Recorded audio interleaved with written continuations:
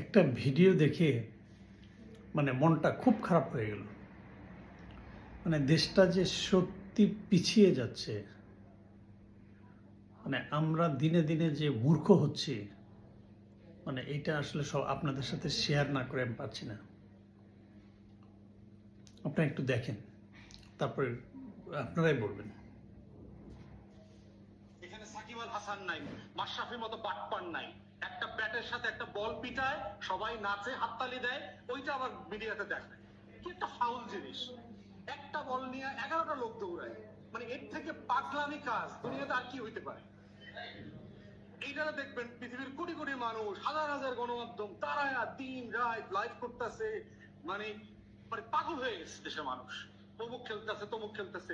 কি খেলে? একটা গোল জিনিস, এটার একটা কাঠি দিয়ে, একটা ব্যাট দিয়ে বাইরে। এটা কোনো জিনিস, একটা জিনিস মানুষের জীবনে? সেই জিনিস নিয়ে কত লাফালাফি!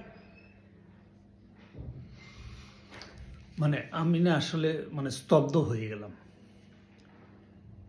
এই ছেলে নাকি লেখাপড়া করে আসছে ইংল্যান্ড থেকে, এই লোক টাকলা টাকলা নাকি ইংল্যান্ড থেকে লেখাপড়া করেছে, উনি হচ্ছেন ব্যারিস্টার। তো কি পড়াশোনা করছে? তাহলে কি করবে? একটা ব্যাট, একটা বড় বল নিয়ে একটা ব্যাট দিয়ে বাড়ি দেয় আর সবাই নাকি লাফালাফি দেয়। তাহলে কি করব আমরা? মানে ওই এই যে ফুয়াদের কাছে আমার প্রশ্ন, আমরা কি করব? মানে আমাদের জীবনে কি আছে?